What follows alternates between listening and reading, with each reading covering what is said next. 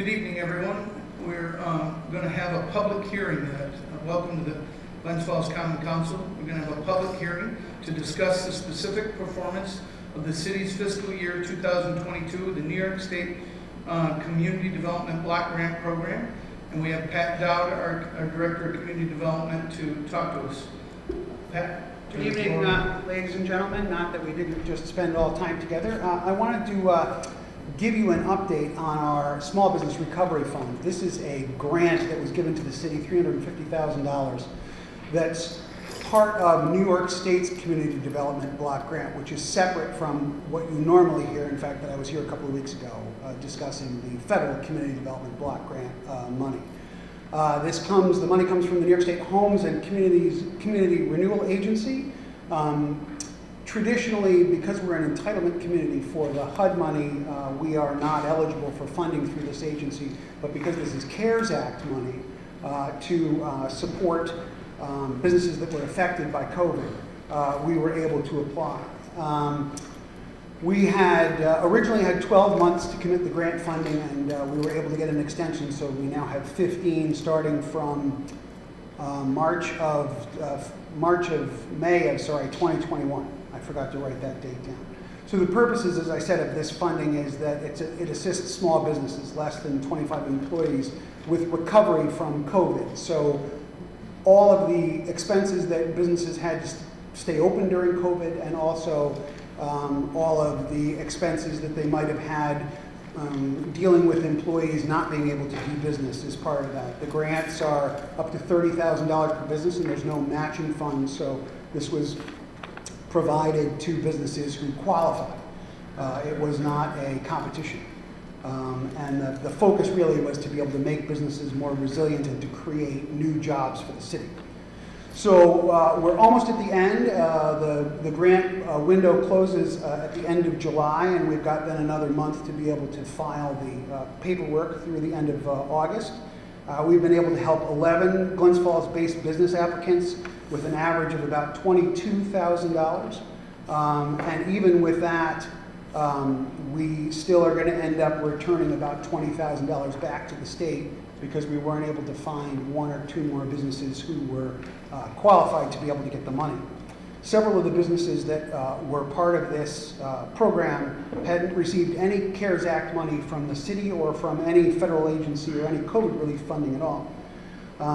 Most of the applicants that we had as part of this program have more than 5 employees, and almost all of them lost 20 to 40% of their gross revenue at some point during COVID, and 2 of them lost 60% of their gross revenue during COVID. So the money, this grant money went to reimburse expenses related to expansion projects and for new equipment purchases, as well as to expand businesses and sale opportunities, and to create online sales capabilities or to relocate to larger offices and redeveloped buildings. That really is it. If there's any questions or concerns about do we have a list of the business? I do, yes. Would you like me to provide it? Or? Yeah, just okay. like after. Sure, yep, I'd be happy to. Do you want it, why don't I plan to do it when the grant closes, okay, so that way we know that everything's set. Sure. So at the end of July. All right? Sounds good. Okay, anything else? Beck? No, that's good. Okay. I have one question. I thought you said we had 15 applications and we held 11, right? Is that what you said? Well, I don't know that I said 15. I said we had 15 months. Oh, okay. Yeah. I wanted to make sure. Yeah. I just wanted to know. We did have, I'm not sure if it was 2 extra ones. I'd have to go back and look at my notes. There were 2 extra ones that didn't qualify for a wide variety of reasons. I hate to say they didn't lose enough money, but they didn't lose money during the periods that we were asking for. Again, I forget the specific qualifications of the program because there's 8 of them that I deal with. So this is not the qualifications aren't specifically, but I can get you that information if you wanted to. I was just curious what criteria would potentially disqualify someone. But it sounds like a lot of people. The qualification was had to lose money. 25%, I know because my company applied. So at least 25% reduction due to COVID, and then other stipulations, but that was the primary one. at least 25% of gross revenue as a reduction. You had to show that had to do with COVID during that period of time. Right, and so some of it is reimbursement, so some of it is paying back for losses, right?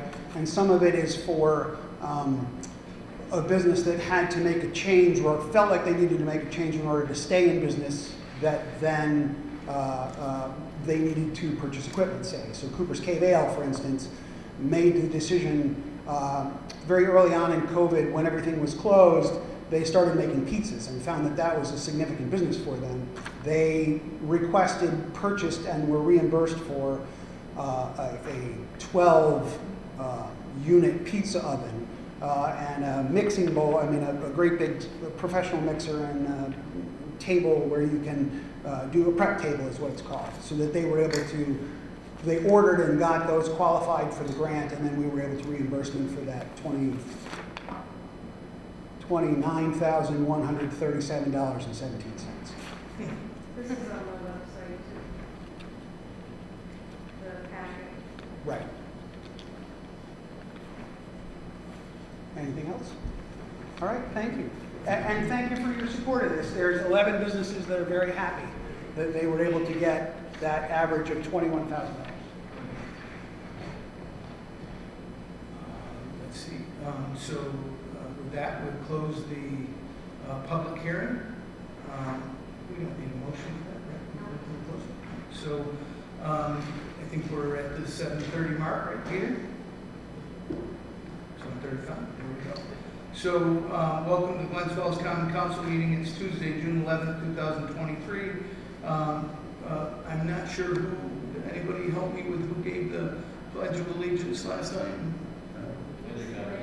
So Diana, if you could. So please rise and let Councilwoman Palmer lead us in the Pledge of Allegiance. I pledge allegiance to the flag of the United States of America and to the republic for which it stands, one nation, under God, indivisible, with liberty and justice for all.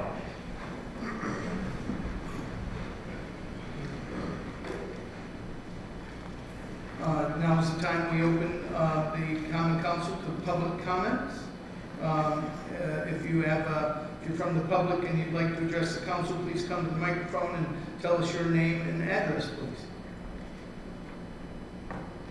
Not seeing anyone. The first on our agenda is City Engineer Jeremy Schneibel to come and do a presentation with us on water and sewer projects.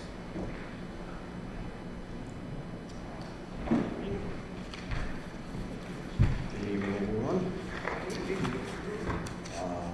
Thank you for allowing me to take a few minutes to speak tonight. I wanted to take this particular opportunity to discuss and provide some updates on the city's capital project needs, and in particular, water and sewer project needs. So, also in attendance tonight out in the crowd is Superintendent Norton. And next to Mr. Norton is Mike White. He is a special advisor to the mayor. We meet regularly each week, can keep everybody filled in on what's going on throughout the city. So I prepared a few notes in an attempt to paint a picture of the last 18 months and how city staff has been working to put some of these project needs in motion. So I'll go back to January 1, 2022.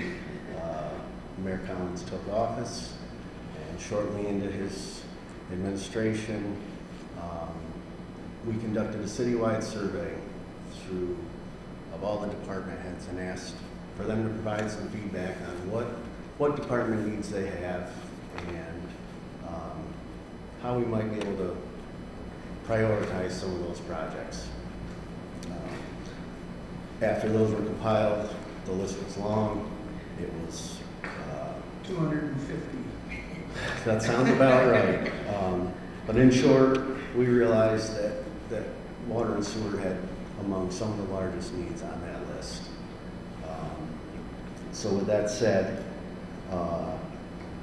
we recognize that when we undertake projects like that, it's a big financial burden as well. And we realized we needed to seek out funding opportunities, whatever grants might be out there.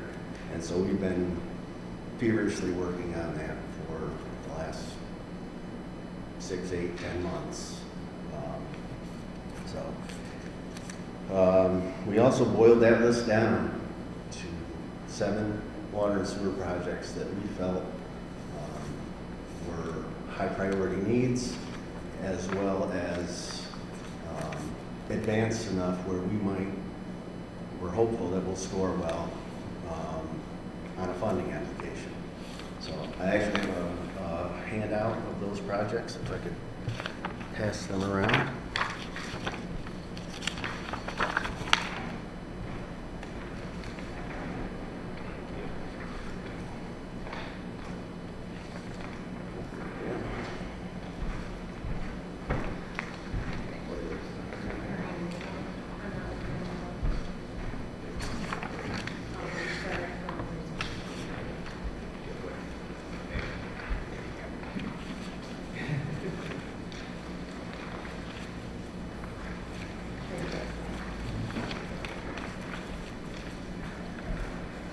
Did everybody get a copy? Sure. Okay. Okay, so I'll just, if I may, just quickly give the Cliff Note version of some of these projects. Please interrupt me at any time if anybody has any questions. These were in no particular order at the time this list was assembled. It has since sort of developed into a high priority list. Number 1 being the wastewater treatment plant electrical system upgrades. The majority of the plant was built in 1986. There are a lot of electrical components in the facility that are now outdated, obsolete. Finding replacement parts is darn near impossible. So that's a big need, not only in the plant, but also the power feeding the plant provided by National Grid. We need to look at all of that to ensure the overall reliability of our plant. So that's project number 1. Second project identified was a citywide water distribution upgrade project where we would identify and replace or upgrade undersized water mains, non-operable water valves,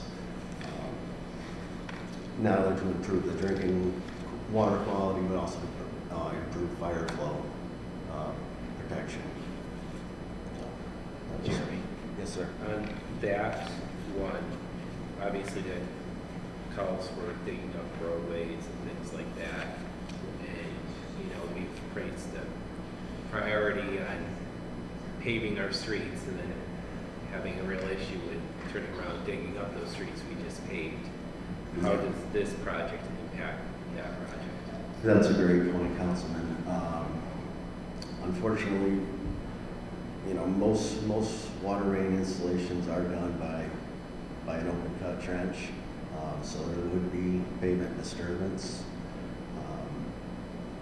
We would hopefully provide a systematic approach to where we do the utility repairs and then afterwards come through with a resurfacing project and go from there. Now whether those two line up in the proper order or not, Right. we'll see. Right. Thank you. Sure. Project number 3 is Washington Street, East Washington Street, basically a sewer separation project. This project was spawned from a 2020 engineering planning grant that the city received, where we identified a lot of cross connections between the storm sewer and the sanitary sewer. So that is project number 3.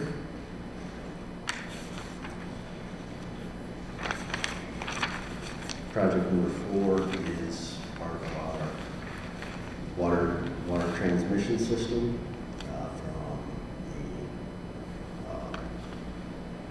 reservoir intakes down to Upper Junction, ultimately to the water filtration plant and to the city residents' faucets. So, it's an old aging system. We would like to conduct an evaluation and an assessment of that system and what those needs might be to repair it and prolong life.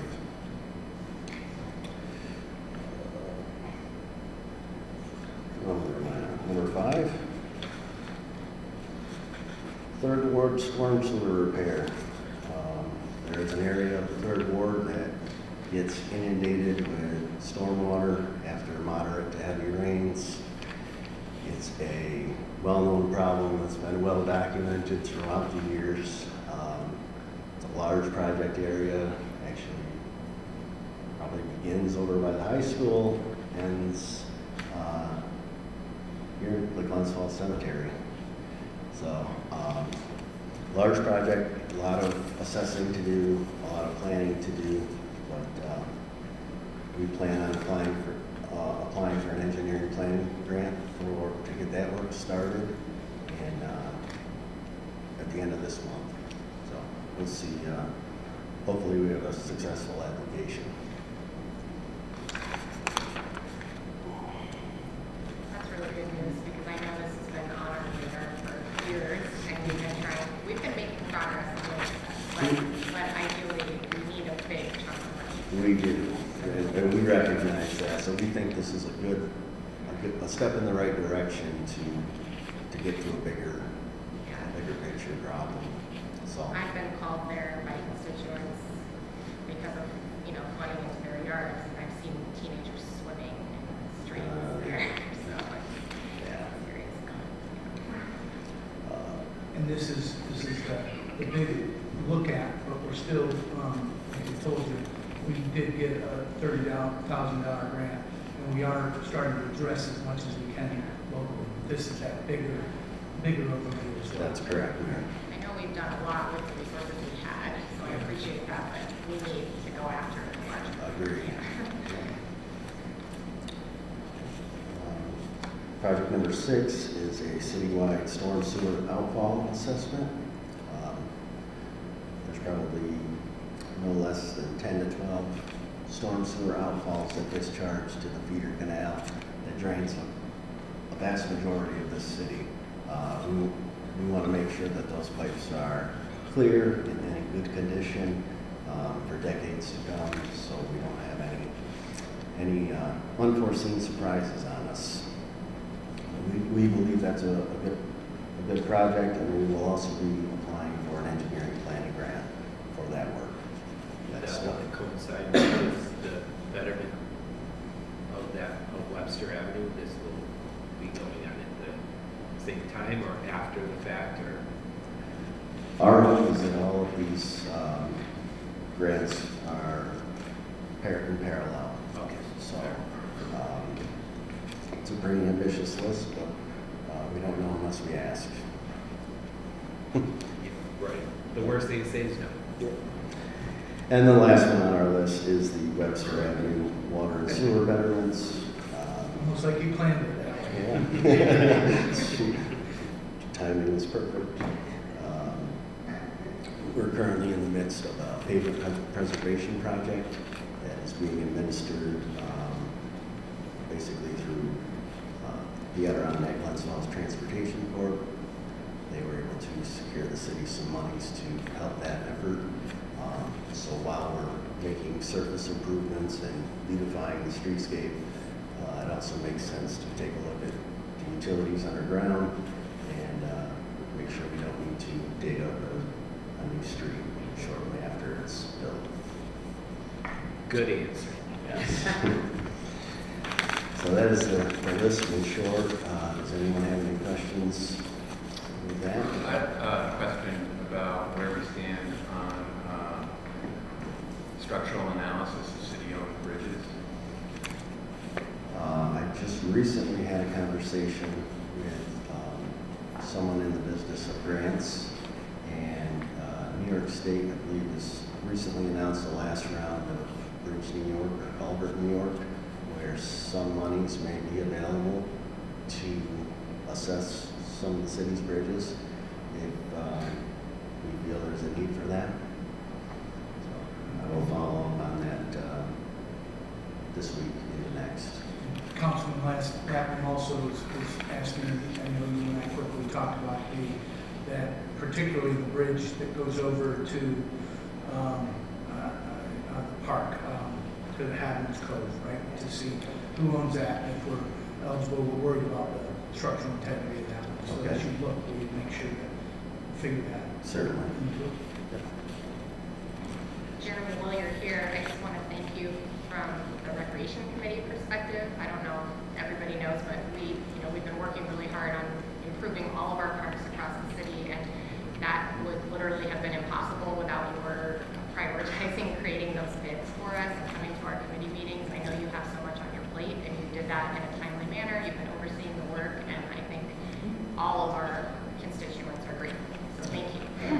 I'd also like to thank you for your work with kind of following up the contractors going through doing the sidewalk projects and going and retrofitting where necessary and assessing things that maybe were out of scope of the way the project was presented at the first time.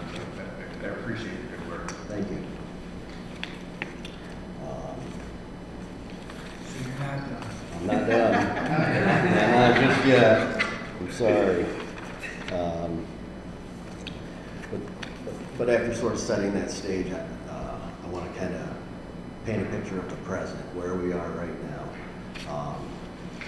June 16th there was an application deadline for projects, to list projects on the state's intended use plan. You may have heard it called the IUP. There's a process in which projects get funded, and this is step one of that process, is getting on the IUP. Back in February, the city retained an engineering firm to help support our funding and grant search, and since then they have made several applications, completed a few preliminary engineering reports, and put the city in a position where we have just a few more steps to get a complete application.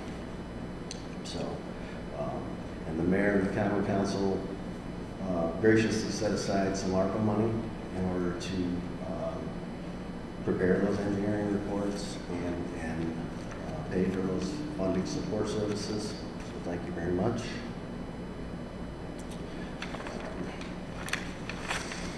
What are some of the projects that might be in the intended use plan?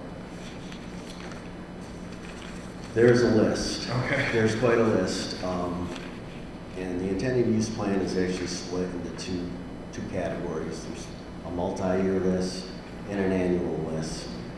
You want to be on the annual list to get consideration to have your project funded. But there's a lot of steps involved to get to that point. And that's really what our goal is over the last 6 months has been, and coming towards the end of this month is really what it will be. It's the end goal for consideration. So,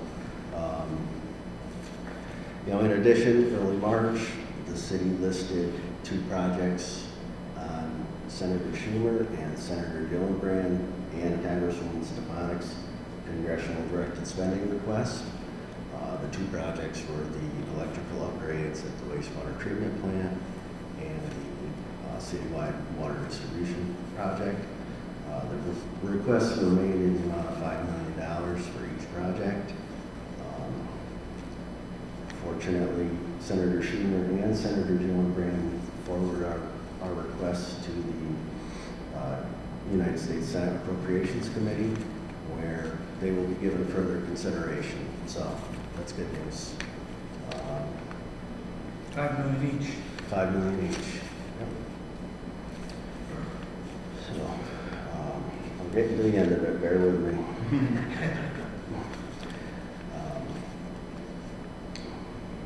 Senator Congresswoman Stefani did not place for. Yeah, with that, we did not get it advanced to the next step through her camp.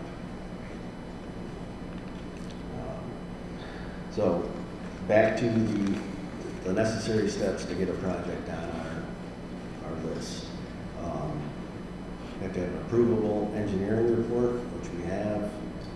We have to go through a seeker review process, which we believe is forthcoming, perhaps the next meeting.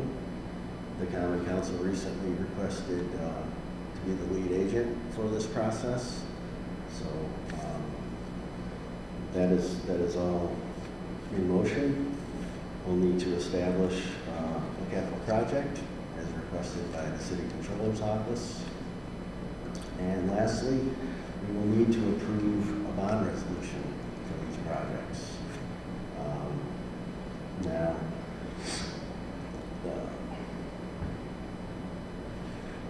let me see here.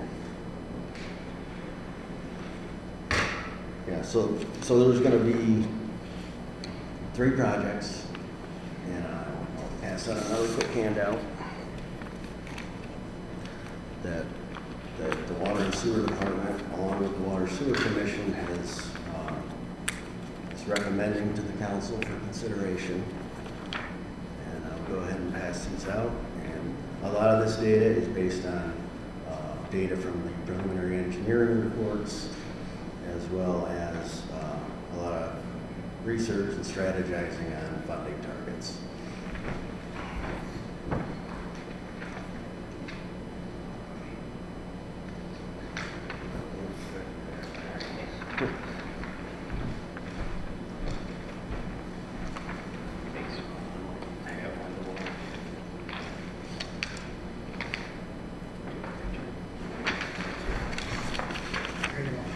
We got it. You got enough? We're just putting it together.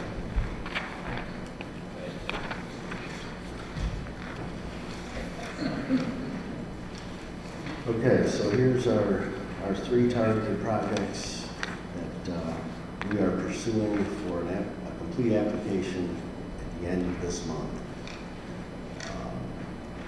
We have been working with the City Controller's Office in preparing the bond resolutions. I believe they are due to arrive any day. The next step will be a discussion amongst the council to decide how this sheet strikes you. So, do you want to have further discussion now, Mayor, or just Sure. leave this? I know that there are highlights when you and I talked about this. So the preliminary cost estimates are the things that are going to catch you all the most, they're the most egregious concern, right? And then the proposed bond resolution, and then the anticipated construction, if the council and the Water and Sewer Commission want to move forward after you find out about the grants. You'll see the next, the target funding sources. Those are the 4 or 5 or 3 different things that beyond the intended use plan. Those are that's who you're applying to.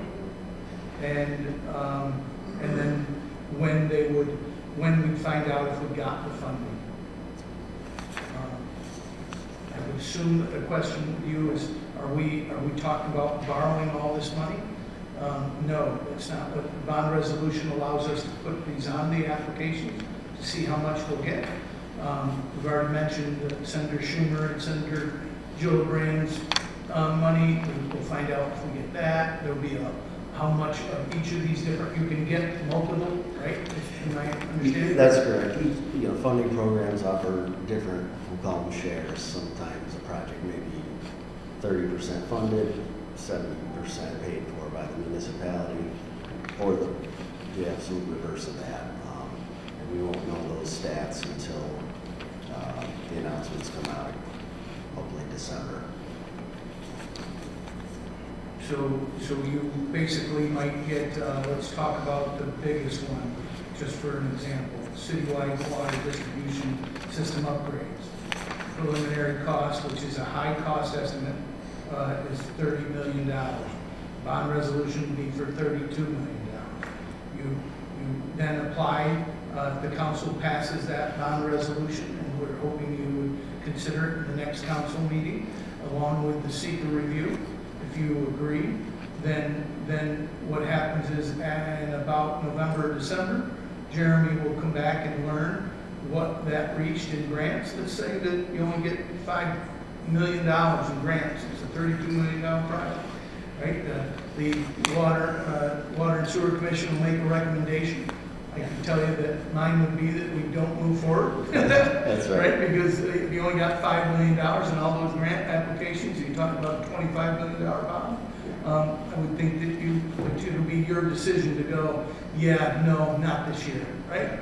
Yeah, and I should point out that, you know, we recognize that this is a multi-year, maybe multi-decade type of project where it's not all going to happen at one time. There may be, we're hopeful there's multiple grants awarded for this work. I think here I have a 10-year period listed. We do $5 million a year. We might have something. Yeah, but Jeremy, there's nothing to say that if we do get some of that money, we can then bond for some of that money to do some of the project and not Of course. just sit on the whole thing. That's right. That would be where we might look to go. Yeah. Or where I would look. Yeah, and a point that I meant to mention earlier, but I want to make sure that I say it, is that over the last year, 2 years, and for the next 2 to 3 years, there is an almost unprecedented amount of federal and state monies that have been invested toward water and sewer infrastructure. So that's why we're doing this. We're trying to put the city in the best possible position to get funding. You know, just because we do a bond resolution doesn't mean we have to act on it if it doesn't seem favorable for the city. That is my attempt at a presentation.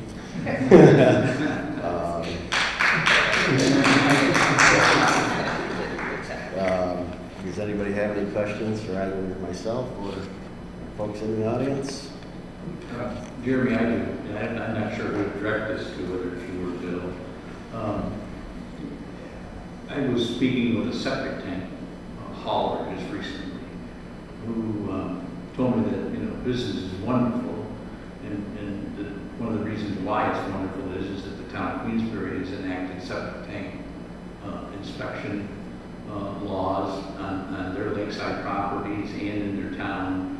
And the Lake George Park Commission just started a program where they hope to inspect 2,800 homes in and around the Lake George Basin over the next 5 years. And the local haulers are having a real difficult time to deal with this, because even though they have a $26 million sewage treatment plant in the village of Lake George, they have capacity issues, and in the summertime don't take waste other than what's brought in on our transmission lines. And they said to me that they're a little concerned about the backup at our sewage treatment plant. You know, I don't think of it as waste, I think of it as dollars that can be generated by that. Could you just give me a little update on why it is that we can't take more in? Has there been an analysis? Maybe Bill could answer that. Yeah, I'll defer to this. You told me to bail you out, Jeremy. Thank you. Yes, we've seen an exorbitant amount of increase in the amount of septic coming into our facilities. Usually we see 10, 15 trucks. Now we're seeing 30, 35, 40 trucks coming in. We've doubled the amount of septic that we're receiving, and it's put quite a burden on our treatment facility to meet its SPDES permit. So that's why we've had to limit it. We first started with limiting trucks to just dumping every 15 minutes, then we expanded to half an hour, then we went to an hour. We've missed our numbers for call forms, so we're over those numbers based on the fact that our system just can't handle the amount of septic, because septic, as you remember, is very potent. It's been sitting there, it's septic. So we have to take it into our system, re-aerate it, reinvigorate it, get the bugs to eat this stuff back up, and then process it through our plant. And then it increases our sludge, it increases our waste numbers, it increases our electricity, increases our chemical usage. So we're not as much worried about that as we are about our process and the effect of our process. So that's why we've had to step it back. And it's not that we're actually losing money, we're actually gaining money still. We're doing as much, if not more, but we have to spread it out. And we just can't accept everything that's coming in. I mean, before we started limiting it, I mean, by my window there were just trucks zooming past my window, you know, and then they just dump and leave and dump and leave, and then, you know, instead of our tanks being, our air tanks being a nice healthy brown color, they were septic, they were black. And then it doesn't settle in our tanks, and then it's passed through our clarifiers. And our UV system can't handle that because the light can't get through the water to disinfect it. Is there improvements in the wastewater treatment plant other than expanding it to help with that system? I mean, is there a, you know, the building of a storage tank or and was that considered when we were looking at all these different things? Well, there's always been a thought process, and I know the mayor knows about this, about adding 2 more primary tanks. Because our primary phase of the treatment plant is rated at 9 million gallons, and the secondary is rated at 13.35. Because of the industrial waste we were supposed to accept that never came to fruition. So if we built those 2 primary tanks, yes, we'd be able to do that. But that's comes at an expensive cost. Thank you. And the cost estimate. We're throwing lots of dollars around, so. I can't throw that number around. I threw a number out to the mayor, and it's expanded 4 we're times. We're talking at $32 million here, so is it more than $32 million? Or? For 2 additional primary tanks and all the apprentices? No, I don't believe so, but I can't give you a number. Sure. We've seen the electrical process go from, you know, what we believed is a few $1 million to over 10 million, now 13 million. And it's not only because of the lead times and the contractors and the engineers. They're just so inundated and going to attorney saying, we tried to get a bond counsel to get all of these things before you, and they're, you know, not able to get all of these things through. We were lucky enough to get the ones we needed done because they said they're under the 11th hour of trying to get all of this taken care of. Thank you. We do meet every Thursday, 11 a.m., and we talk about all of these things. There are projects that are really important and didn't even come close to making the 7 project list. So, and one of them is there's a great debate that has been happening over the 18 months that I've been there, where these 3 gentlemen, Mike's not standing up at the moment, but where there's a, you know, do we expand? Do we build out the 4th quarter?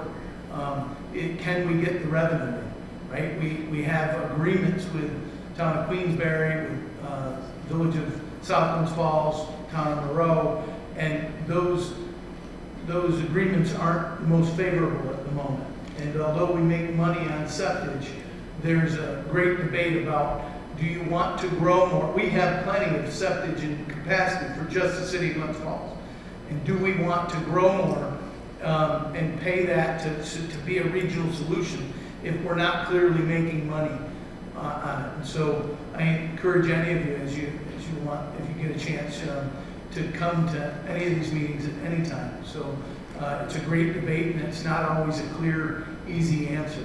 But it's astounding the way that the costs grow right in front of your eyes in the conversations. It's crazy. So the reason that 30 million on the water distribution is in the top 7 is because it was already on the IUP and had been there for a while. And we know that with the aging infrastructure that we have a number of 8 and 6 foot and even, or excuse me, 6 inch 4 and 4 6 inch pipes mains. that you would never be, if you were laying a water system today, you'd never lay a 4 inch pipe. And so that's why that is, as opposed to these tanks, right? It's a fairly new experience where they bring apparently a little bit of these trucks in. It's really good for our Balance you for our said system. You said creatures, right? Microorganisms, Right, the microorganisms, right? A few of these an hour are good. Every moment is overwhelming to the system. That's why they slowed it down. How are our lead, I was how's just that thinking coming of along? Yeah, the survey coming. Yes, we're doing very, very well. It's coming along quite well.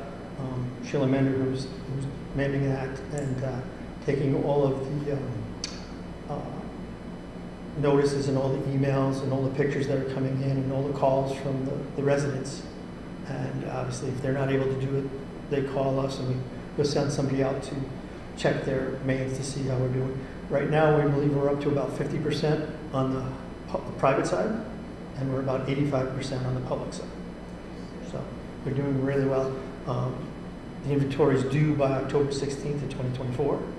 So I think we're doing very good right now. We're in a good spot right now.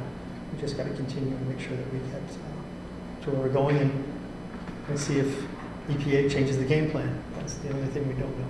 That's the variable in the situation. Thank you. Okay, your question? Jeremy, how are we doing with our paving sidewalks? How's that going?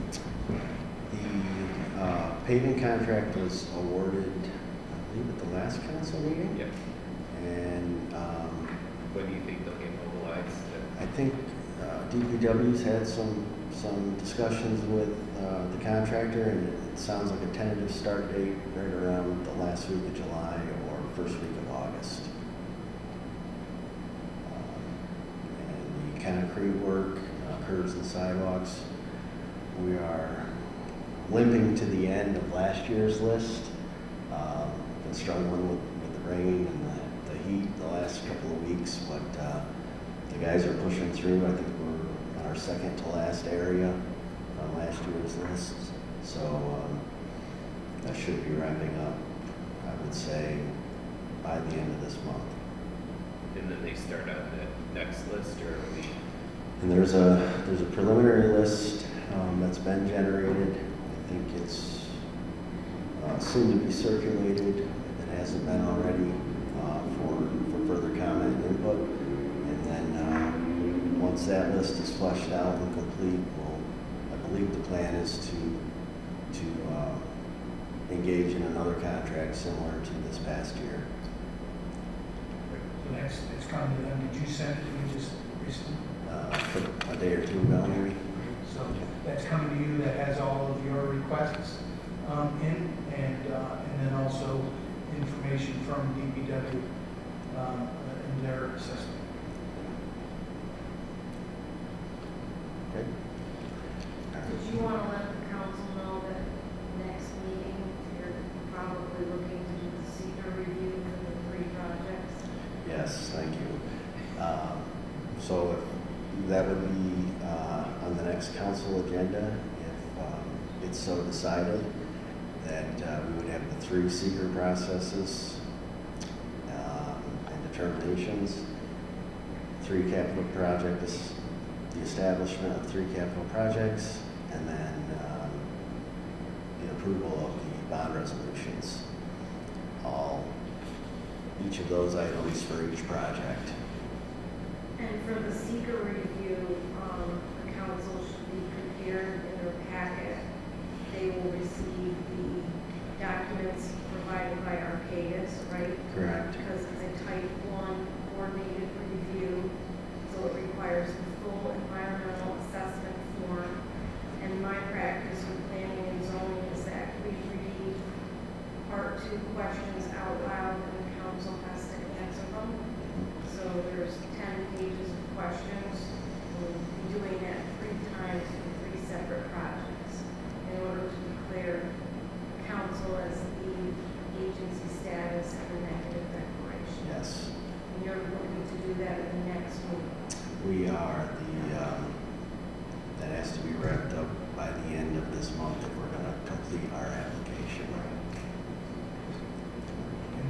because we want to do that the right way, answering every question and seeing our cases, opinions on each of those things are right. Full assessment. Full assessment.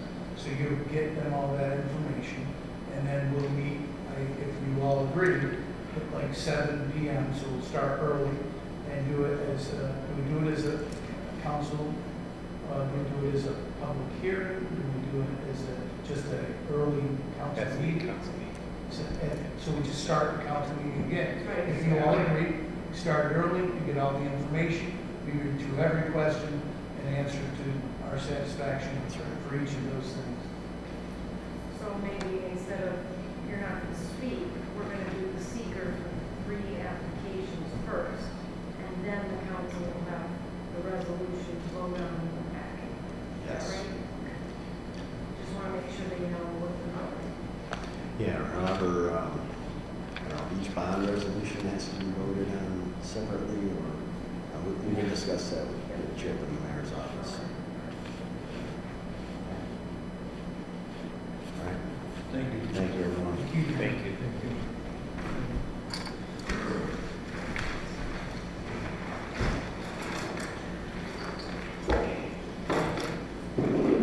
So,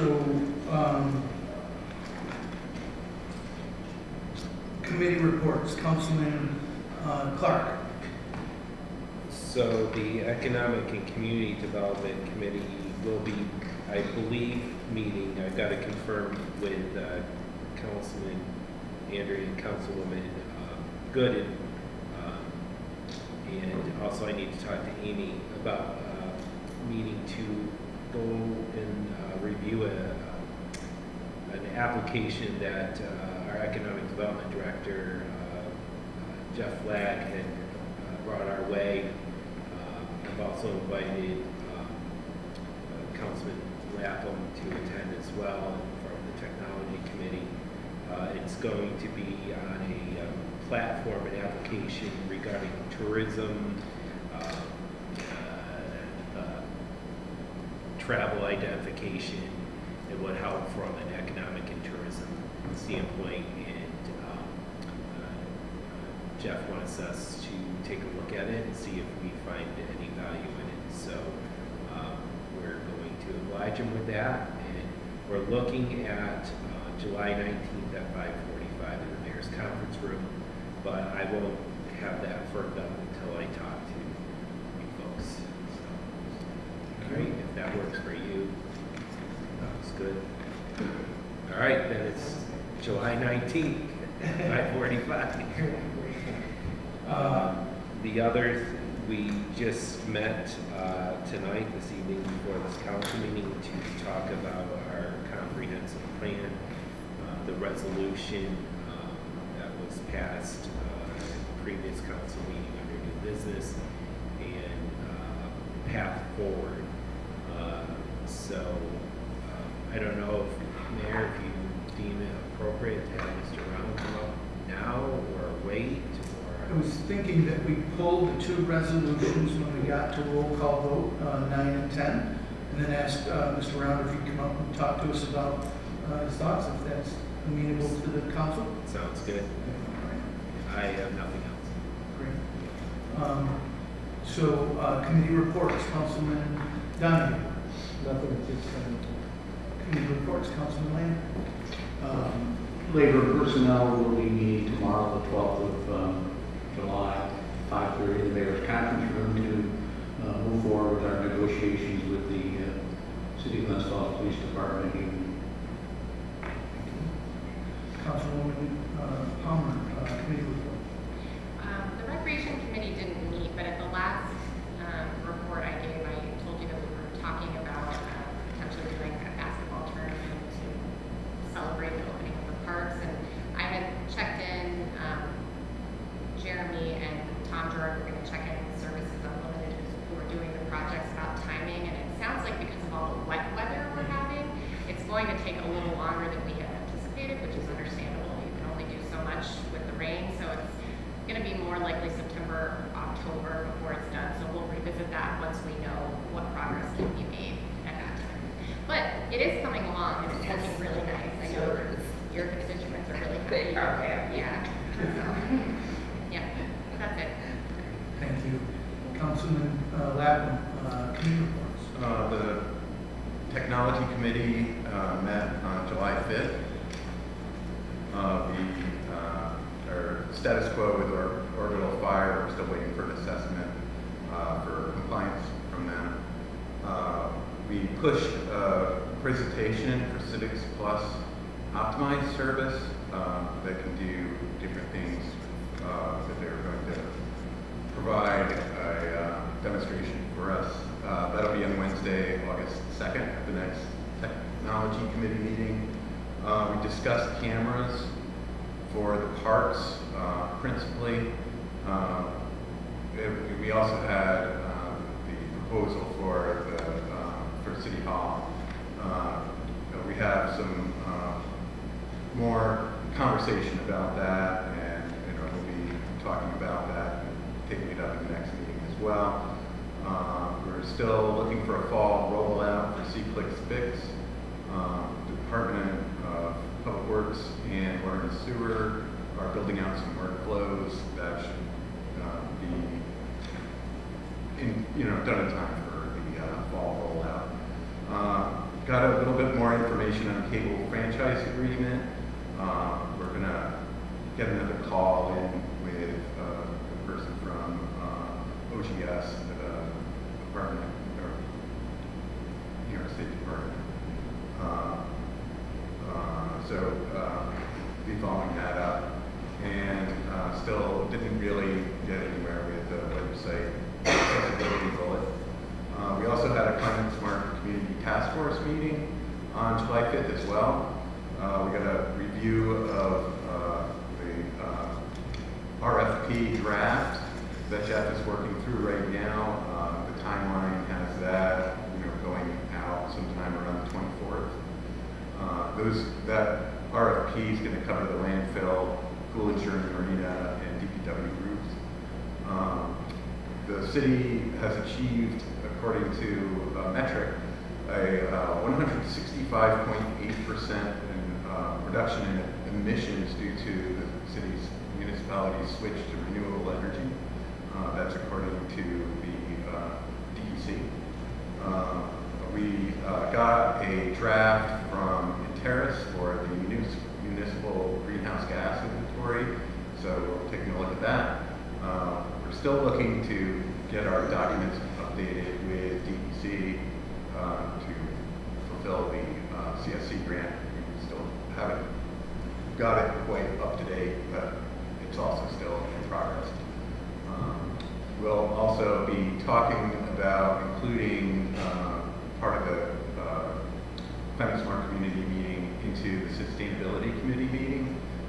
And the next meeting for that is, I think it's Tuesday, July 18th. That's the number I think I got.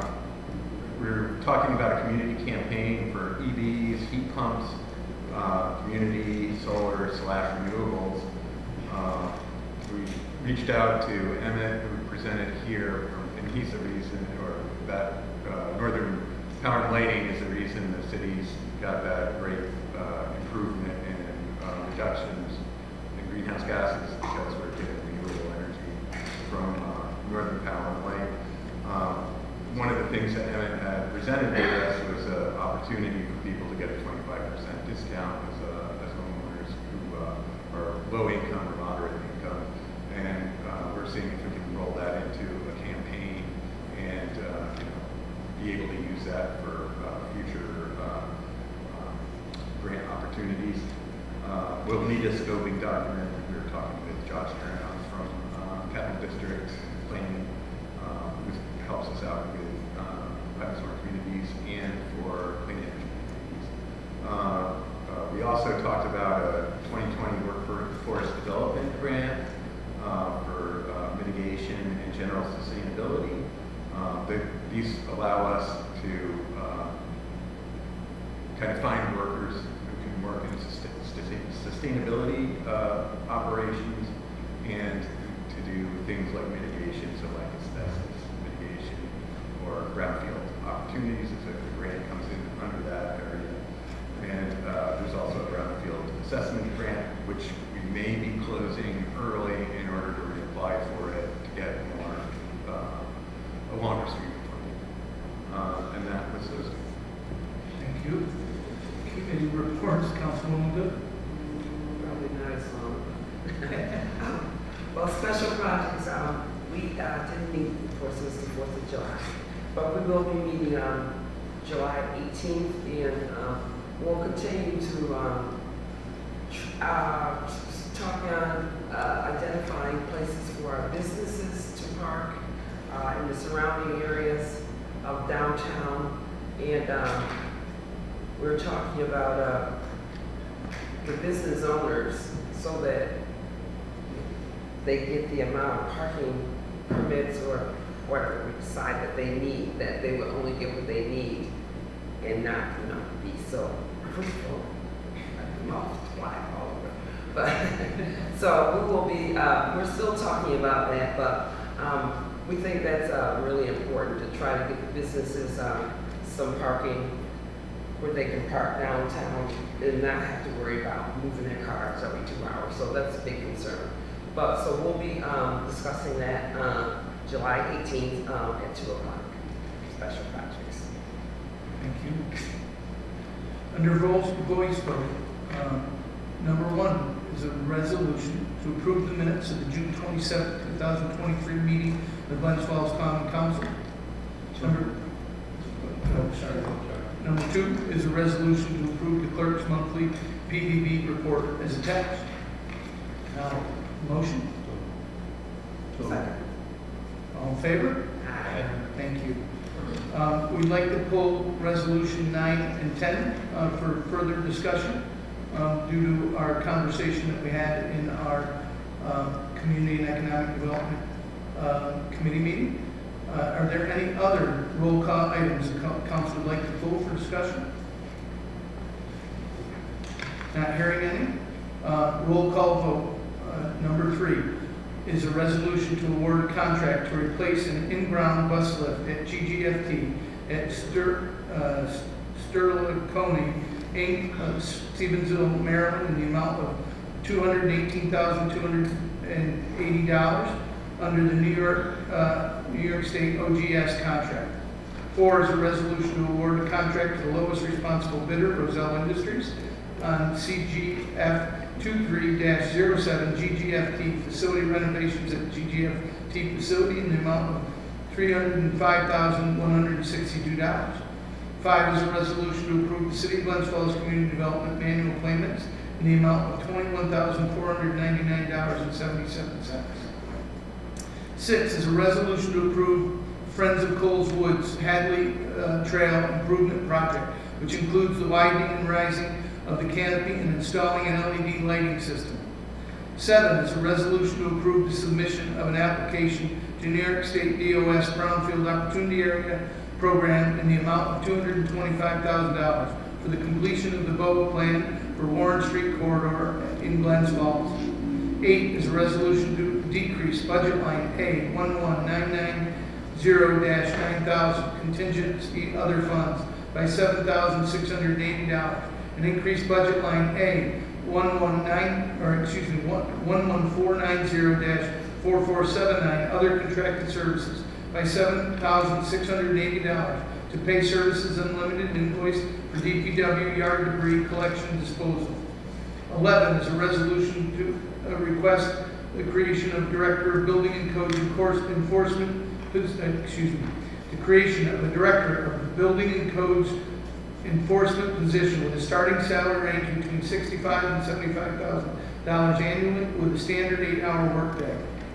12 is a resolution to approve the salary range increases for the 3 positions within the Building and Codes Department. Code Enforcement Officer between 55 and 65 annually, full-time with standard 8-hour workday.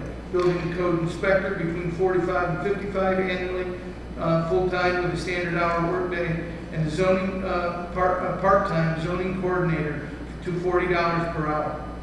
13 is a resolution to retroactively approve encroachment permit as approved by Mayor Collins on June 26, 2023 for the Lee Shippey and David Graham, owners of 28 Harrison Avenue, Glens Falls, New York, to have Christofuli Brothers, 25 Industrial Road, Albany, New York, do a road cut from the edge of the property towards the manhole cover in the center of the street to replace the existing sewer line that ties into the manhole.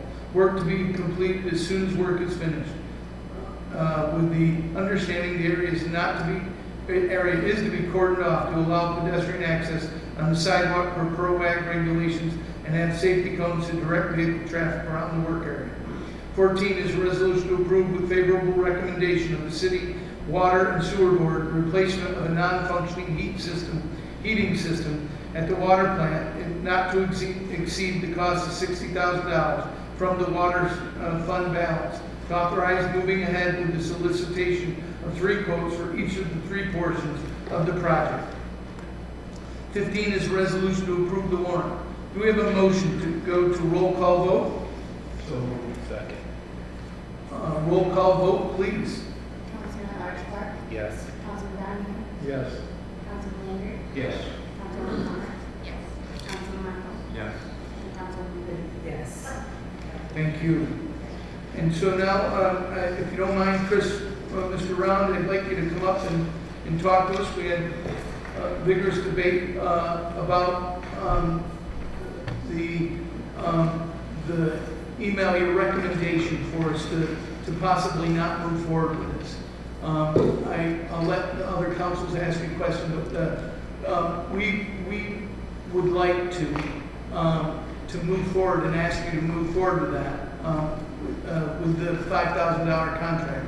The first question we have for you, and again, I'll stop talking and just let me tell you what I think our council has decided. So we'd like you to move forward if it's not too late with this. And then if it is too late, then we'd like to move forward by engaging you to do this. Again, I think the agreement was $5,000 to help us write the application. Right? And if you can't do it within that time period, we want to talk about that and talk about your thinking. And we know that you met with Mr. Martin as well and had the conversation. Right. But so can you, if you think you can do it, great. If you don't think you can do it, we It's still want. it's new information for me.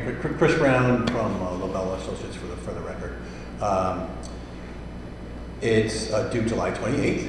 Yep. I think we have a resolution that authorizes the application, and that's like the external thing to our capacity to execute the work. It was time constrained as we spoke. We put a resolution in front of you not knowing whether you were going to move forward or not because we knew of this tight time frame, and that's what you acted on several weeks back. I'd have to, I think we could pull an application together. I wasn't contemplating that question tonight, so the way this process works, with the CFA process is we're talking to many clients, many opportunities, many interests, and what happens is as we move forward through the calendar, we're talking to people in January. Right, in March, and we've been advocating the city chase these funds for 2 years, and I think it came to the attention of the council, the mayor and city staff, the interest in the Smart Growth Grant. There was an interest in whether there was a potential that this funding source could fund a zoning officer. Or I heard you talk about a code enforcement officer. I think that was because it does talk about implementation of zoning, et cetera. And I think we responded to you. That's not the correct program. And then we mentioned in that same vein, and I apologize if I digress, is that there's a program that speaks to local government efficiency. And if you had been talking about consolidation of services, could the county provide that type of service? And that the local government efficiency grant could fund that kind of exercise. You weren't ready for that. There's no groundwork that's been done. They haven't had conversations about those things. And so I think that when we put that forward to you, you said, well, can we update our zoning? And we said, first you need to update your comprehensive plan. And so this program funds both comprehensive plans and zoning updates. The zoning updates require that the comp plan be adopted, I think, within the last 5 years. Yours is 20 years old. So we said, hey, why don't you chase the comprehensive plan? We think the city's a strong candidate for the funding program. We had 2 conversations, I think, Mayor, with yourself. One, Pat was part of that conversation, then subsequently Jeff was a part of the conversation. And we talked about readiness. Do you have a well-defined scope? What is it that you want to do? The grant application requires you to provide a detailed outline of what is the work that you're going to perform. We have that type of scope at the ready that we would have to modify to meet your needs. And then it talks about readiness, community support, and capacity. And I think that's where, and you saw our email memo from a couple weeks ago, based on the conversation I had, these 2 conversations with city representatives, concerned about capacity. The Department of State looks at one of the reflections of your capacity is, have you completed the work that's in front of you, right? I think the entire state knows the DRI programs are not advancing as rapidly as they might be. I know the city is in that group, right? Not, many of the cities and communities around the country are struggling with that program. So the Department of State says, well, have you completed the work that's in front of you? Do you have the capacity to undertake this? And so that's where we had pause, whether this was going to be a strong application. The last thing we want to do is put an application together that's not going to be a strong application, not going to be a winner. We don't like fishing. We want to write strong applications. And so because of capacity, and then because I thought you folks let me know in one of our meetings that you're chasing the BOA program. We've been advocating that you chase the BOA program. We learned that you're chasing that. Those are both Department of State programs. While they're separate funding schemes, it is Department of State. And so, right now the conversations with the funding agencies are closed because you have an open application process. And so, we would dig into that a little bit more, with Department of State, but we're precluded from doing it. So they call it blackout period, so we can't do that. So long-winded answer, but just to give you the context of where we've been and where we are now. I'm on vacation next week. There's one issue. We do have staff that and beyond that we have 16 planners at La Bella, and we are busy, but I can check. I'd rather have a call with my staff and to before we made a commitment to do that. And I know that's not an ideal answer for all you folks, but I don't want to make I don't want to make an idle commitment. So,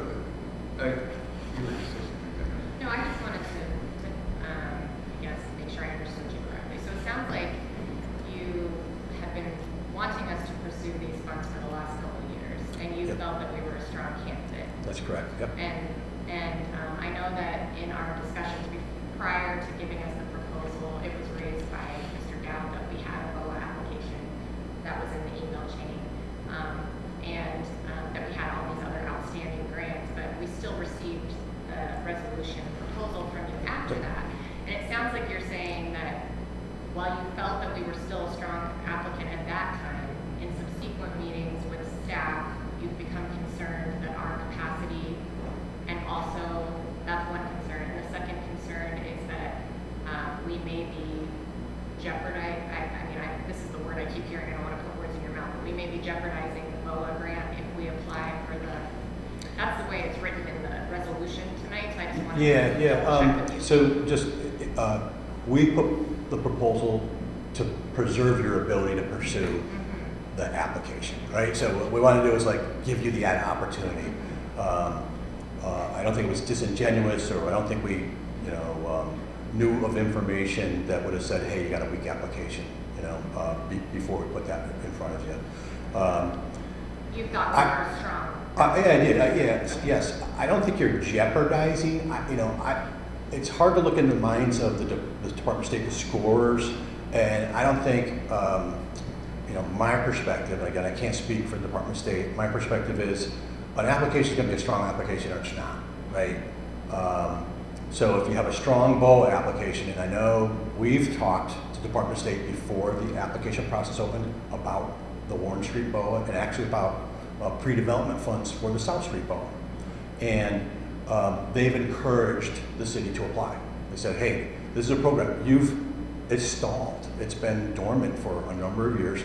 We encourage you to do that. And that's a staff person that you're talking to, okay? And so they're saying the right thing about a project or a candidate.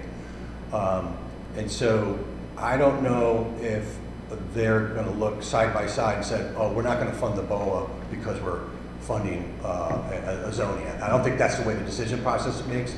I think, so SCORED is extremely competitive. It's gotten more competitive because there are more applicants and there's less money. The BOA program has like $2 million. That's not a lot of money going statewide. The Department of State likes to see their projects followed to conclusion. So if you're in the LWRP program, which you are, they want to see you execute, and follow projects to conclusion. So I think your BOA has that going for it. The comp plan application, stands on its own, and I don't know how they're going to score it, but when I look at the criteria, capacity, readiness, those things, I think don't put you in the strongest position. And that's something that you came to, because you did think we were in a strong position Yeah. initially, and then after meeting with our staff, you changed. That's correct. Yep. Okay. Yep. I'm sorry, I think I interjected when you wanted to. Yep, it's fine. Yeah, I just, you said that you were unable to speak with Department of State. I did speak with Department of State. Yep. And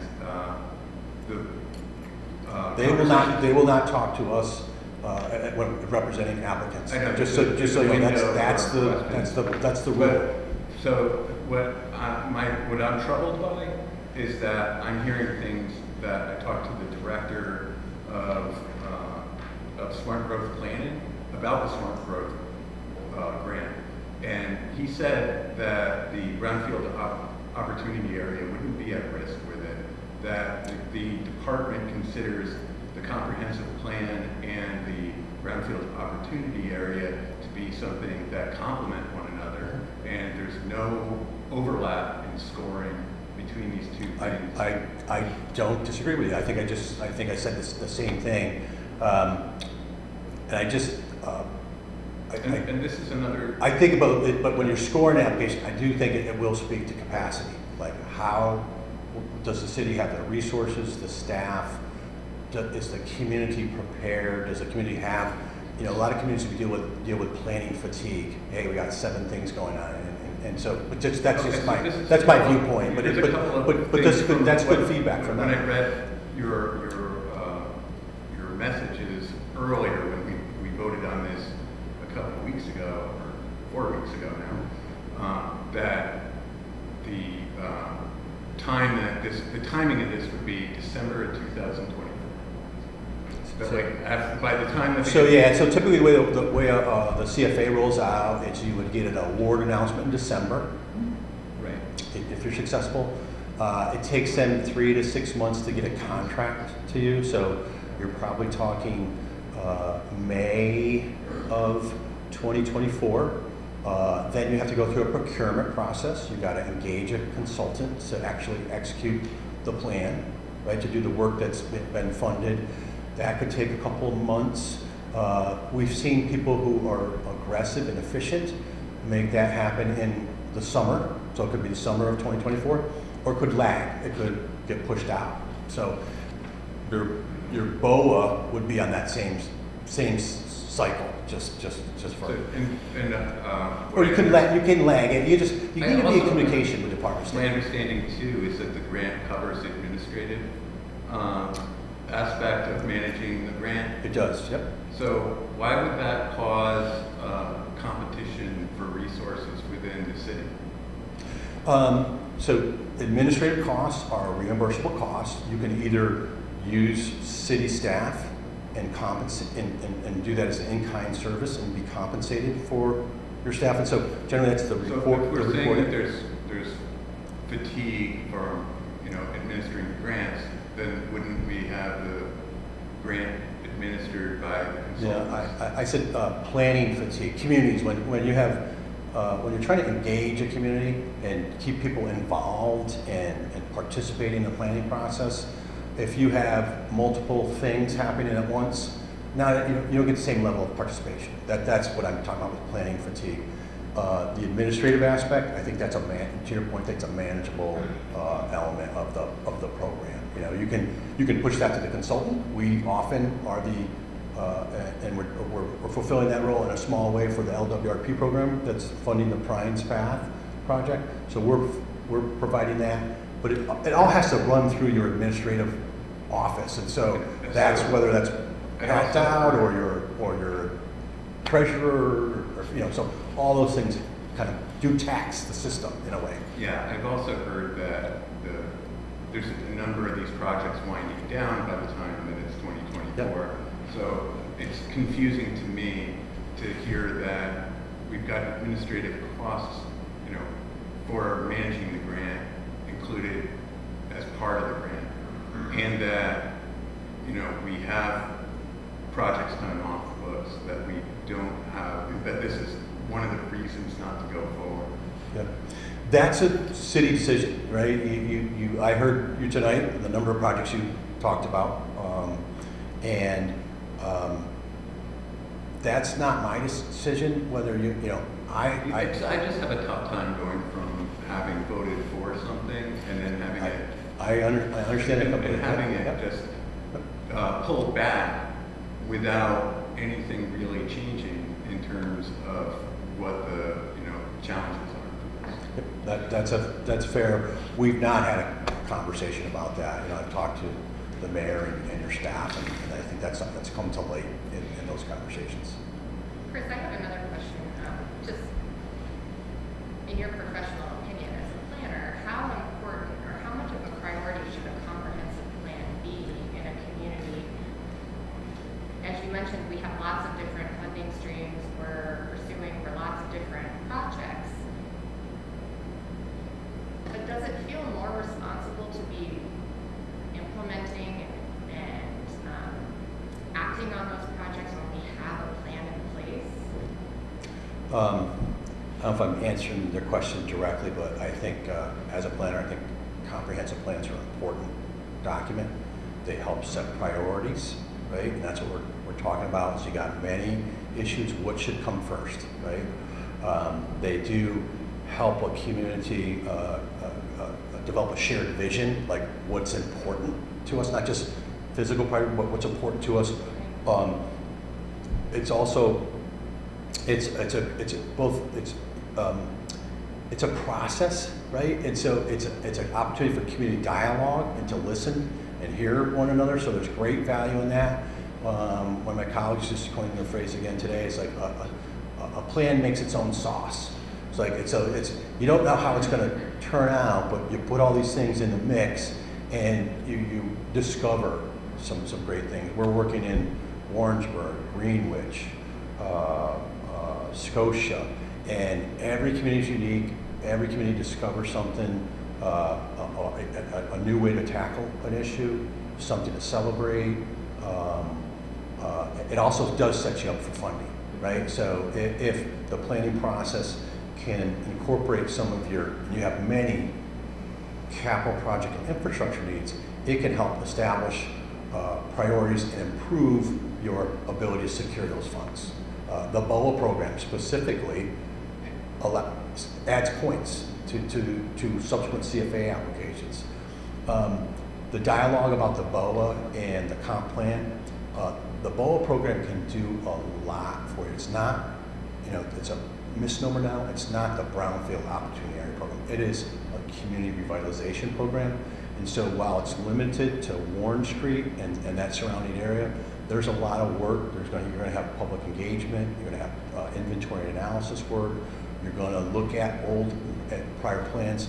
And so it may be a way, and this is the other thing that was entered into my feedback to you about whether this is ripe or not, is the BOA program can help bring you to a better state of readiness. But we just had this discussion with Councilman Lapham, is that it's going to be another year before you start that. So it's tough to deal with the sense of urgency and as well as be mindful of your capacity and the number of things that you have going on.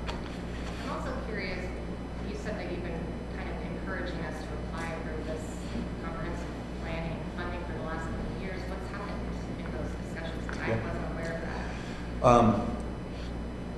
I'm a resident of Glens Falls, so I know I live Glens Falls, so I see everything that's happening. I'm pleased to hear you're making investments in the park system, right? It's a long,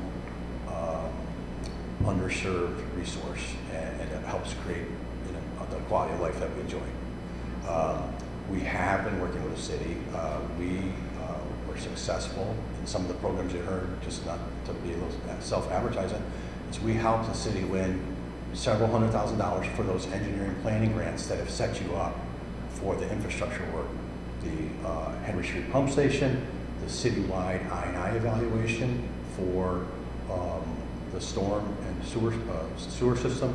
We helped secure funds for the HVA system improvements at the wastewater treatment plant. The Maple Street Green Infrastructure Project, those are all things that Labella, Chazen, that we've been involved with, and those have been the priorities, right? And so prior administrations and prior conversations these are the things that are our priorities, and the comp plan was not chief among them. In fairness, the program only came up last year. It's only been 2 years in the running. We encourage all our communities. Not everybody can take advantage of those opportunities. It's just the reality. Who specifically were you encouraging? We have worked with the mayor's successor, Dan Hall's successor, or predecessor, excuse me. I mean specifically about the you said you've been advocating the comprehensive. Yeah. We've so when I advocate, we have informed. We have these mailers that we provide, and I think that's what you saw this year. Hey, it's a flyer that we send to our client communities, and so I don't know whether Pat would received it or the mayor received it, but we've had conversations, with all all those folks. Ed Bartholomew in the past, and Ed passed away before this program became. he did, and I'm just saying in general, just all funding programs. I was talking specifically to the point of the 2 years of this program has been available. Well, it was in fairness, it was announced in May of 2022, and applications were due in July of 2022. So there's a very narrow window for somebody to say, hey, this is an opportunity we want to take advantage of. Hey, this is number one on our list. So I'd like to ask you a couple of questions. Sure. You talk about putting together an application and that you've got something like a pre-written thing template in the hopper for what is it segregated? Like when I think of a comprehensive plan, I think of everything, like from soup to nuts in our community that we want to look at a comprehensive plan. I mean, I'm not looking at one piece of it, I'm looking at the whole thing. When you're talking about putting something down for an application, you're putting something down for the total review of a comprehensive plan, not just a certain component of it. Yeah, and I think, Jim, I think that will be our struggle as I'm sitting here and digesting what I'm hearing from the folks is they require a scope of work, and they actually provide in the application materials a generic scope, and it's a generic scope. Inventory analysis, issues and opportunities, visioning, and it doesn't speak to Glens Falls and Glens Falls needs. And I think that's one of the things I heard from my conversations with the mayor, Pat, and Jeff is like, we really haven't defined exactly those areas we want to investigate. So a plan can be many things. The now 20-year-old plan was largely focused on downtown and facility infrastructure improvements, aesthetics. If you look at it, there's a lot of imagery of what it is that what should we build, how should we transform downtown. So in this instance, my first response to it was, hey, we don't know what we want. And I said, in one sense, the process will reveal those things, right? A process starts with issues and opportunities. what's on the community's mind? What are the problems? What do you like? What don't like? So the process can pull that out. Other times, we have communities that know, hey, we want to address housing, waterfront access, and I'm picking these things out, and they have a very clear vision of exactly the resource areas or topics they want to investigate.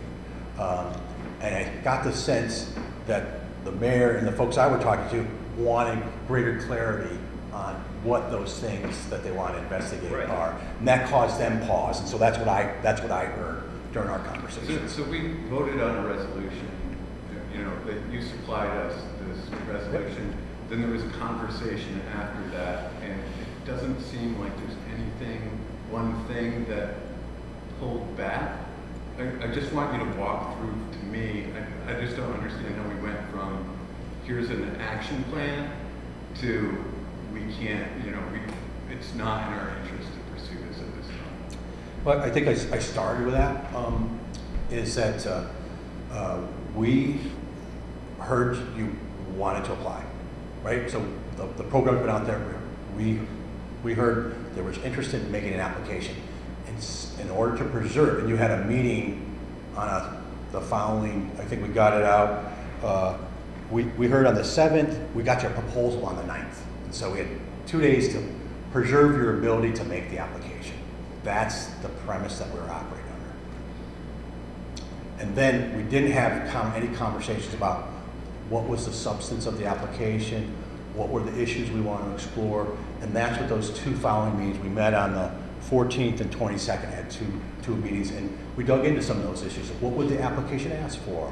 What would the budget be? How will we tackle particular issues? And I think through that process, I learned, I didn't know any of this, I learned that you have concerns about how we put an application together, and then I also learned that, hey, we have these competing interests for our time, and we use the word capacity. So I don't know if that's helpful or responsive. I want to make it, I'd like to characterize something. I'd like you to tell me if it's accurate or not. That we met, we started to talk about what it would include. My impression was that a comprehensive plan was much more than 150,000. You had said, yeah, but I was thinking you were focusing on planning and zoning because of our original email. That's right. Yeah. And that a comprehensive plan would cost more than 150 if it was to be a full wide ranging. Then Pat Dowd had his famous 3 pages worth of, hey, we think it should at least include this. And I said, I think council wants a full ranging comprehensive plan. We started talking about that. We were moving forward. I want to make sure that if I did, I'd like you to tell me if I threw up any roadblocks that would get you to. I think that's all accurate, and I'm glad you brought up our initial focus of what your intent. The intent was, hey, we want to update our zoning regulations. We've had interactions with your building department, and that was problematic, and so that was what we gravitated to, not knowing all the other things that you want to. And that's not unusual. You start with a certain knowledge base, and then it grows when you have conversations and interactions. So. The proposal that you submitted to us said we will work with you to define the scope of the funding request so that it meets your needs. So yes. To me, that proposal, which I gave the council with the resolution, said we will work together to define the scope of how we apply. So I guess that your answer there kind of confuses me too, because I thought that was part of what we were paying you for, is to help us define the scope of the application. That's exactly true. We would help you define what that need is, Yeah. and that's what we put in front of you. Right. That's all accurate. So that's what I brought forward, and that's what you gave me.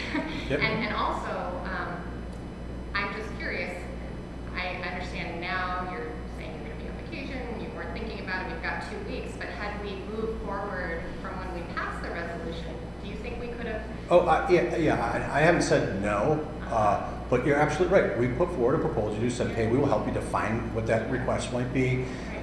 In our proposal, we put a budget. The budget's certainly amendable. We can certainly increase, decrease that. We have we've lost 4 weeks in this conversation. Right, and as you said, once you start those conversations, sometimes you realize more, and we could have amended our resolution to act to say we want more or Absolutely. less. Yep. We didn't need to stop the whole process. So I guess my question to you is, and I think all of us want to know, I mean, we don't want to put forth an application that we think has no chance of getting funded. Yeah. Is it realistic to be able to talk with us and help us define the scope and put forward an application in time? And I think that's the question you asked, and that's why I said, hey, I'd like to take pause. You mentioned your generic template.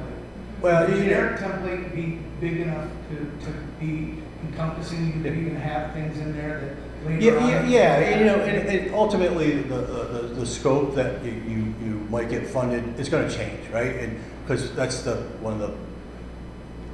we want it to be broad and inclusive enough so that you have that flexibility Right, going because forward. once you engage the Yep. public, you might change the scope. The question is, whether we Time can, to engage the public, pardon? but will we have time to engage the public before? Not before. So do the public have to be engaged before we have to? It's not a requirement. It certainly adds value to the exercise and would, I don't think we contemplated that we would do that, though. That wasn't, you know, that That's wasn't part of part the of our, application. yeah. It's not, but, you know, it does strengthen, you know, hey, if you can say, hey, we've had these conversations in the community, here's the things that we want to tackle. The sense that I got from talking with the Department of State that we're pursuing the BOA,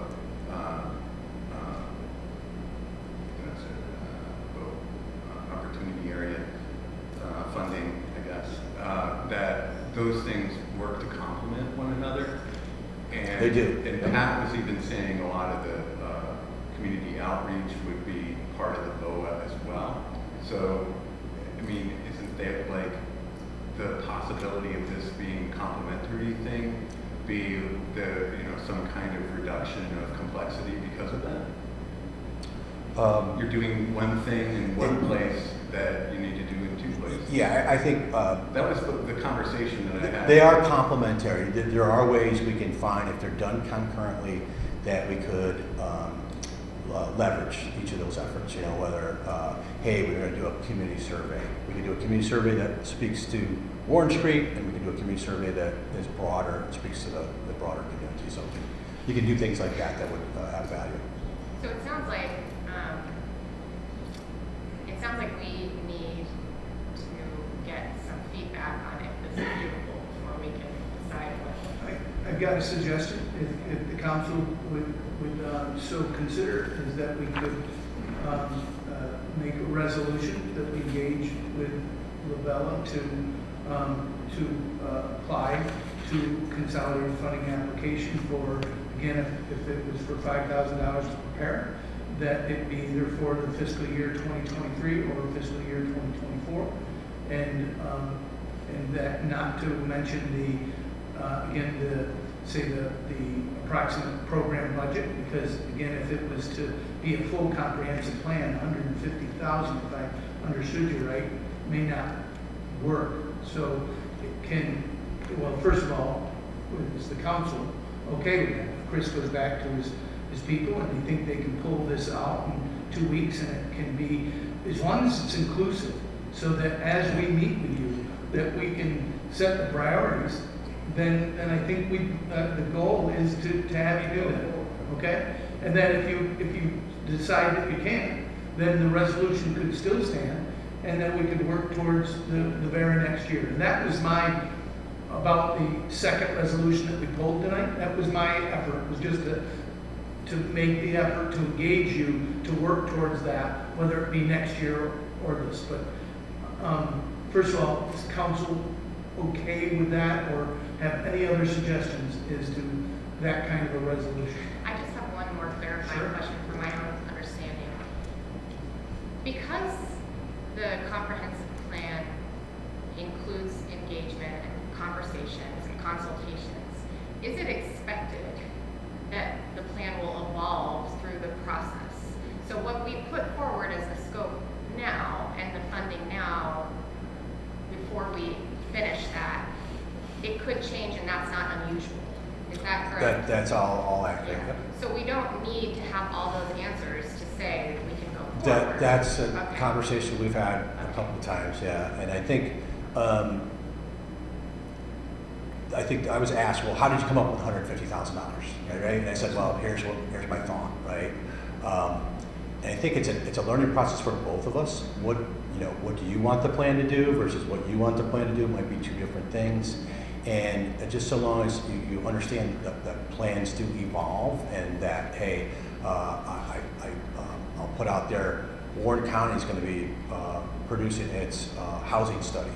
So the city spent a lifetime addressing housing needs. So perhaps we don't talk a lot about housing in the context of the plan because you have these other elements. So that's a way to narrow the scope and say, okay, I heard you talk about infrastructure priorities. We're probably not going to go into the infrastructure issues because you're addressing them. We certainly can include something that you've done that says these are our infrastructure priorities.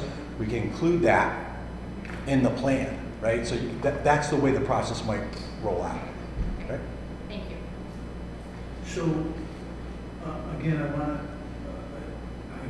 know if we're, sure, Claudia, come on up. Sure. You can say no to me, Mayor. No, But I'll be quick. Don't want to stop. We're just not open to public comment right now, but that's okay. I mean, I want you to speak. I'm trying to behave myself, but two things he said earlier about the community support. As a local elected from the county, I'd be happy to put in a letter and try to get further support. The county is doing a comprehensive plan too, so maybe there's some work that they could do together with public outreach. I don't know, and try not to overwhelm the public on that Sure. info. And then I would certainly defer to Karen, but wearing my lawyer hat, I think you would want to put some dollar amount in the resolution in order to have your application say that you've committed to a local share up to 15,000. Maybe it could be amended later. You have to commit to 10%, correct? Yes, it's 10%, yeah. So I don't know if you want to leave that dollar figure completely blank Okay. for the local share. If we can get the application in the next 2 weeks. So, is it possible at all to have a truly comprehensive plan, not just one focused on? Yes. If you have and I think we're talking about ballpark here, so throw a ballpark number. Well, that's the number we threw out at you. It's also it's influenced by the funding program. So last year the cap was $100,000. Oh. $100,000 for comp plan, $100,000 for zoning updates. And so, and I don't have the total dollar value that they have available this year. We didn't want to ask for a number that's going to scare. We want it to be reachable, right? And so What that happens if this is a comprehensive plan, we leave the same number, say 135, and we talk about 15 as being the local match. Yep. What happens is as we meet, now you write the grant, we get the grant, it covers 90% of 135, then you we could just, certainly supplement it, Okay. or maybe there's another funding source that's out there. Okay, good. You'd asked. Just doesn't mean in we the stop and interim- go, yeah. we got 30% of our. You know, the other way to do it, and I'm not sure we want to, is you can phase these things. We work with communities where, hey, all we're going to tackle is visioning, right? So Great. we're going to do public outreach, issues and opportunities. We're going to understand those topic areas that are of interest. We're going to do an inventory and analysis, but we're not going to dig deep into a particular venue. So we could, if you got there, you could narrow and phase it. So my interest was, hey, let's get you, and my understanding your priority was, let's get you so that you can update your land use regulations. If that was job one, it could change downstream, not knowing what your priorities are. So with that, if we kept this resolution the exact same and asked to amend, we made a motion to amend this resolution to do nothing more than change the fiscal year 2023 to be the fiscal year 2023 or 24 program. That allow you to go to your partners, and if you can pull this together, then pull it together. And if you can't, then we'll continue to work forward to it. Is everybody okay with that? I can meet first thing and get you guys a response, 9, 10 o'clock in the morning, so you know. Either way, I think we have the resolution, it doesn't need to be changed, and we can move forward. Is anybody not okay? Please speak up.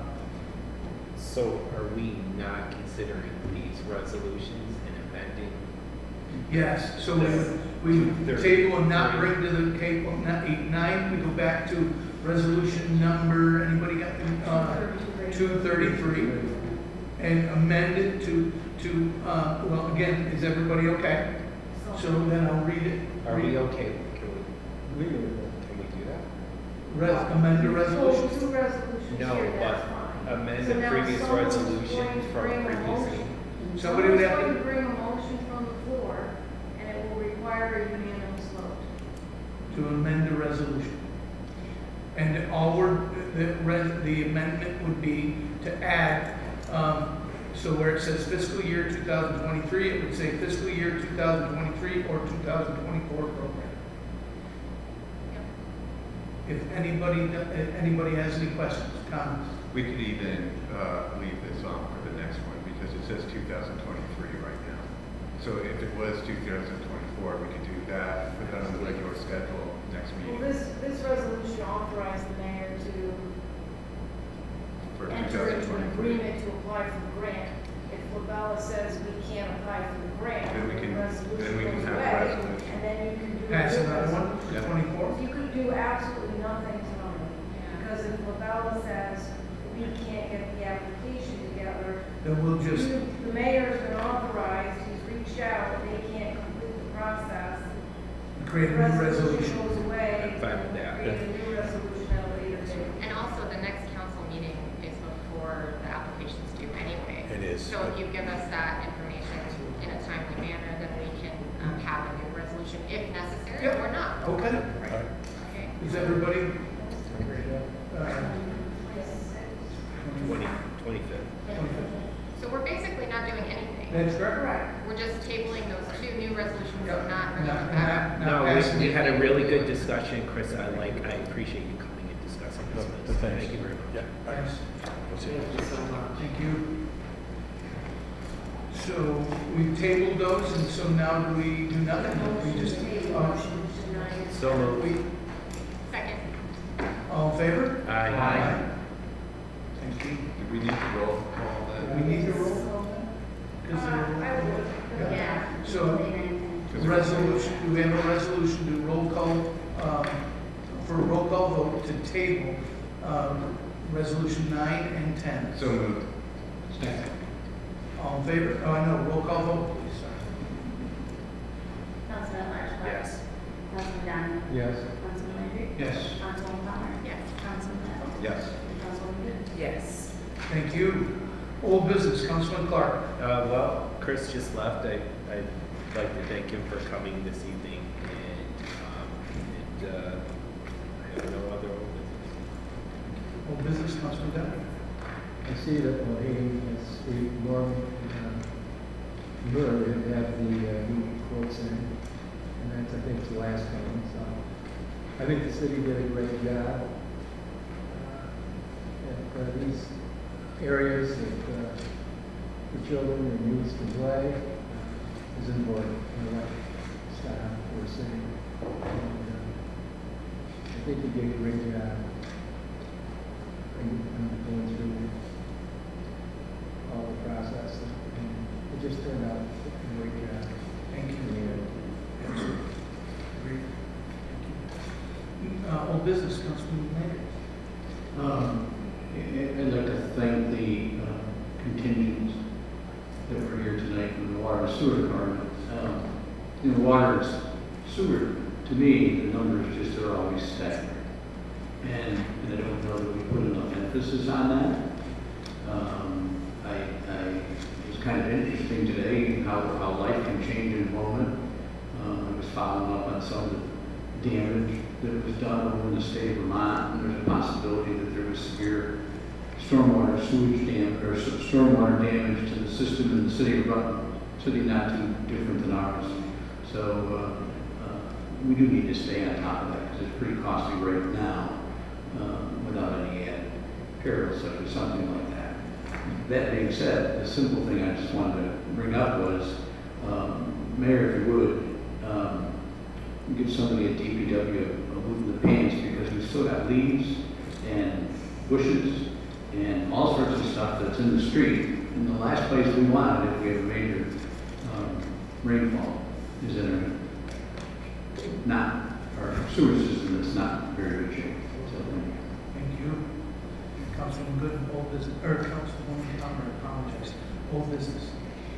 I just wanted to bring up the truck route discussion again. I know I brought it up a couple times, but I did have another constituent reach out to me, and I think where we left things in our last council discussion in the last meeting was that we perhaps need to do a new one, or consider I it. don't think we have one. What we have found is that truck routes are designated by the State Department of Transportation. The city itself doesn't actually have truck routes, based on what Chip and I found. Oh, okay, so is there one that's designated in the city by the Department of Transportation that Yes, we just have? the Broadway corridor is designated as the truck route. Broad Street? Broad Street, sorry. Yes. And can we do our own above and beyond what the state does? Yes. Okay, so that's what I'm saying, is I'd like us to continue that. I don't know if that's a special projects thing or who would work on that, but, you know, like I said, I brought it up a few times and I'm doing it because my constituents keep calling me about it, and I think it's important that we act on it. Thank you. Thank you. Old business, Councilman Dodd. I have two items. Just a question about the Grand Street sidewalk, Grand Ave sidewalks. See, you got me doing it now, apparently. There's even sides being done. Do you know if the odd side is on the plan to be done, or is it just The sidewalk plan itself, it's the old plan, so it'd have to look. Yeah, so it's like the south side. Yeah, if it says just south side, then that Okay. was the only one on it, but. Yeah, I think I've got that. I apologize, but we could also, even if it's not too late to, even if, so let's say it is only one side. It was just you a could- question. Yeah, you could add the second side, too, so. It's in an area that's newly become my ward.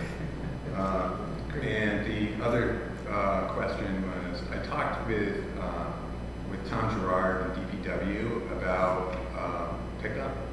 And we had an issue that I found on the website where the pickup end date was in October. So it was saying, you know, it was a bad page on the website. Like, it shouldn't have been listed like that.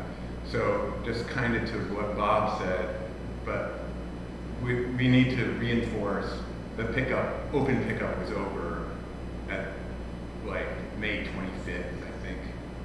And that anything that's out of the curb now needs to be at bags. That everybody needs to understand that. And also that, you know, at some point we need to empower DPW to pick this stuff up and maybe build people. Because it is not open pickup time right now. But what's out there, I'm like, maybe let's get that cleared up because we're just shooting ourselves in the foot when it comes to, you know, draining the sides of the road. But if we have a way to be actionable about stuff that isn't properly bagged, it would probably help the morale of DPW a little too. I agree with you, and I know that we talked about that in building and codes when we said maybe we would hire a third party to do that rather than strain our staff and then bill the person after several violations, not like one time Right. they didn't do it. But I think that's important. There should be consequences and our law should be no enforced. different than what we do with shoveling sidewalks and everything. Exactly. Thank you. Although with sidewalks, we do have a method within the charter and within the code. I don't know exactly how it is, but I'm sure that it's similar. I just haven't looked into it. Thank you. Councilman Good, old business. I'd just like to comment on Highlands Cove. I know I've been down there several times this year, and the people, as you know, I have my little grandchildren, and I talk to everybody, crack me or It's like your But- ward. but they are really just from last year because the code was closed, because they were doing the cleaning. And to this year, it's just been, I can just say the morale is just so high. It's really so pleasant to be down there. And everybody's so happy to see that beach back open. And to see down the hill and Murray Street, and, you know, it just, the Fifth Ward, it's really, it's popping. It's looked really coming together. It's been a long time in coming, but it's looking really good. And, you know, that hasn't been easy work. So, you know, it's something to be very proud of. So, thank you. New business, Councilman Clark. I have. Councilman Dodd. Councilman Land. Thank you. I'd just like to report last evening, the mayor, Councilman at Large, Supervisor McDevitt from the Second Ward, and myself made a presentation to the Queensbury Town Board in regards to the situation that is occurring along our city line in the Windy Hill, Windy Ridge area. In the town of Queensbury right now, they are looking to possibly rezone a piece of property on Quaker Road. That piece of property abuts property owner's property in the Windy Hill and Windy Ridge area. There's many issues with that piece of property. FW Webb would like to build a 100,000 square foot regional distribution center at that location. The effects of that on the neighborhoods over there are many. Some are visual, some are issues with noise.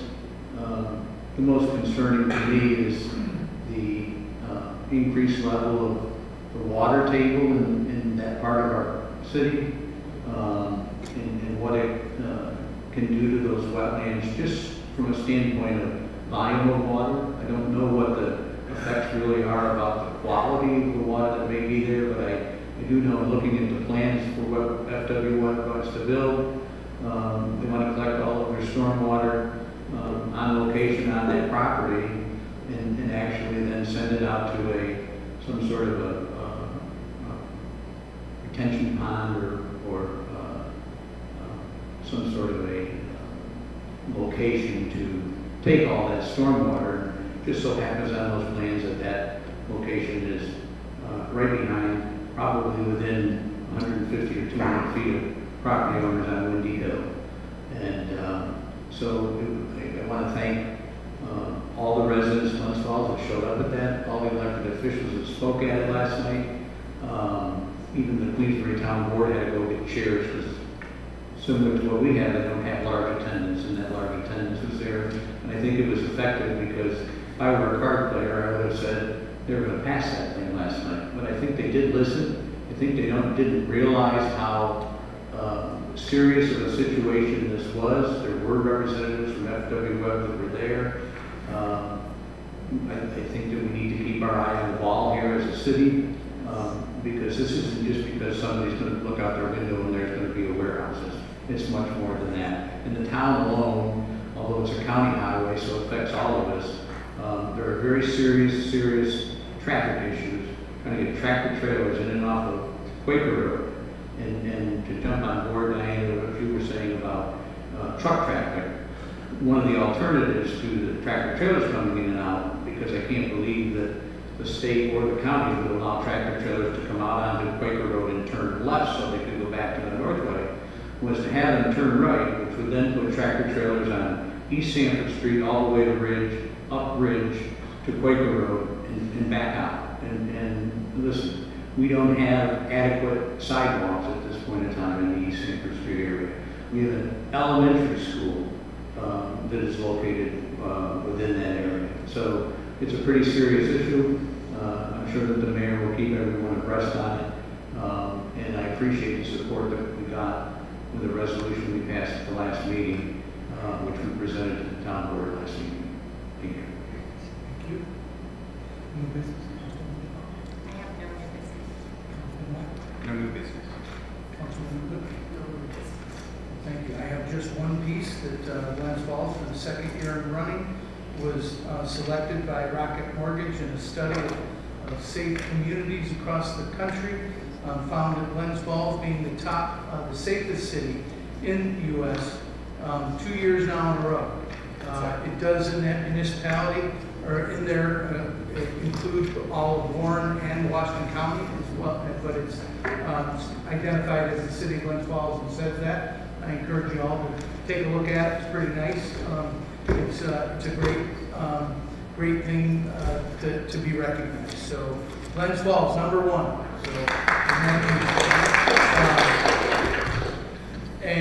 So, so let's see. I would love public comment. Would anybody like to talk to the council? Come up and share their name and address. Not seeing anybody. Peter, do we have anybody online? No questions. Great. So then I would love a motion to adjourn. So moved. Second. All in favor? Aye. Thank you. We are adjourned.